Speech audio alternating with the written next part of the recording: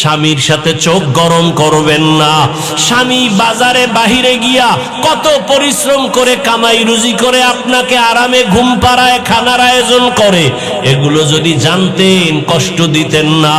এবং স্বামী হিসাবে যারা আছেন আপনারাও কিন্তু খেয়াল রাখতে হবে, ঘরের একটা নারী বাচ্চা নিয়ে কত কষ্ট করে, খানার পাকের ঘরে কত কষ্ট করে সংসারটাকে গুছায় রাখে। আল্লাহর মোহাব্বত নিয়ে তওবা করে সন্তানটাকে দুজনে মিলে আদর্শওয়ালা বানাবেন। নামাজ পড়ে পড়ে আল্লাহর কাছে দোয়া করবেন, আর বেনামাজি থাকবেন না, বেপরদায় চলবেন না। ও বৃদ্ধ বাবাজিরাও তওবা করেন, মা বোনেরাও তওবা করেন, আর বেপরদায় চলবেন না, নামাজ ছাড়বেন না, স্বামীর মাল হেফাজত করবেন, সন্তানগুলো আদর্শওয়ালা বানাবেন।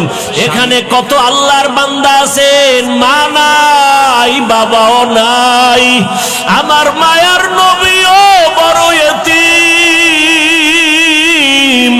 দুনিয়াতে আসিয়া বাবার চেহারাও দেখতে পারে নাই, 6 বছরে মা হারালেন। আমার নবীও কাঁদেন। আম্মা জান আয়েশা রাদিয়াল্লাহু আনহা বলেন, ইয়া রাসূলুল্লাহ, আপনি মাঝে মাঝে আমার রুমের মধ্যে বসে বসে কান্না করেন কেন? রহমতের নবী বলেন, ও আয়েশা, আমার দুইটা কথা যদি মনে পড়ে আমি চোখের পানি আর রাখতে পারি না।